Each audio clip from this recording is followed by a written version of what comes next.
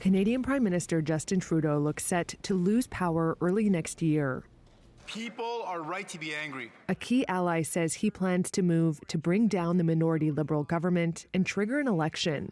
New Democratic Party leader Jagmeet Singh has been helping keep Trudeau in office. On Friday, he said he would present a formal motion of no confidence at the end of January. So will the Prime Minister acknowledge he has failed?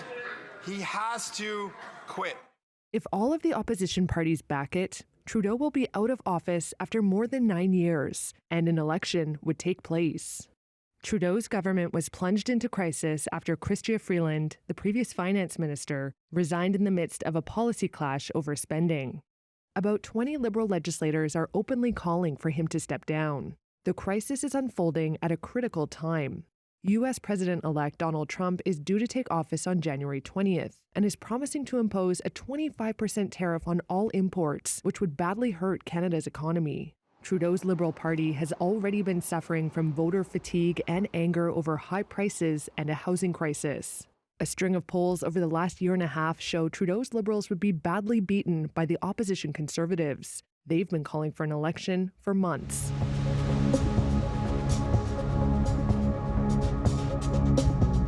Trudeau's known as being a very stubborn man, and as of now, we are not getting any indications at all he's gonna step down. Like most families, sometimes we have fights around the holidays. If he sticks it out, then the way to get rid of him would be a vote of no confidence in the House of Commons, the Parliament.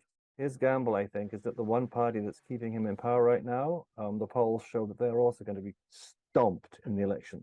So it might just be that he limps through the next few months because the people keeping him in power don't want to bring him down. In Canada, party leaders are elected by special conventions of party members, and they only take place every few years.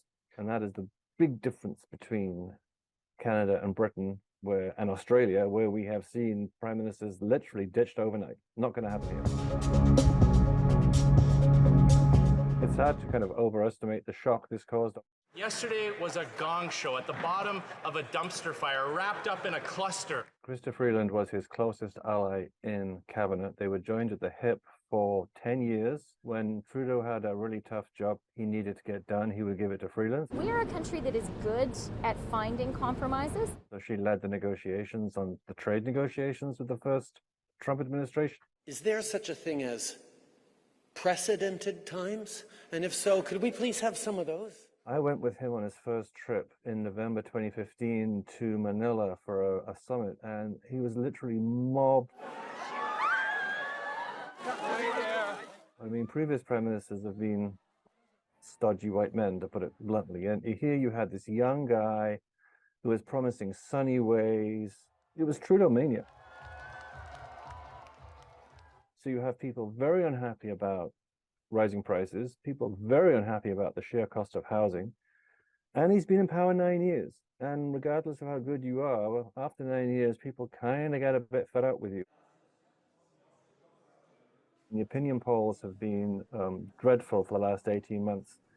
It's quite clear that if there were an election now, his Liberal Party would be absolutely crushed. Right now, it's just backbench Liberal legislators, and you could argue they're malcontents, they're unhappy, they're not in cabinet, fine. But he has a 38-strong cabinet. If any of those people come out and say, we love you, but it's time to go, then it's hard to see how he could continue. Tariffs will make our country rich. Well, the stakes are that Donald Trump comes to power on January 20th, promising to impose 25% tariffs on all Canadian imports, which would be devastating because Canada is very heavily reliant on the states for its economy. The federal government under Trudeau and the premiers of the 10 provinces in Canada were supposed to unite. The provincial premiers have already come out to say, look, and two of them have used the word chaos. If the various elements of Canadian governments are all on different pages, well, it could get very ugly.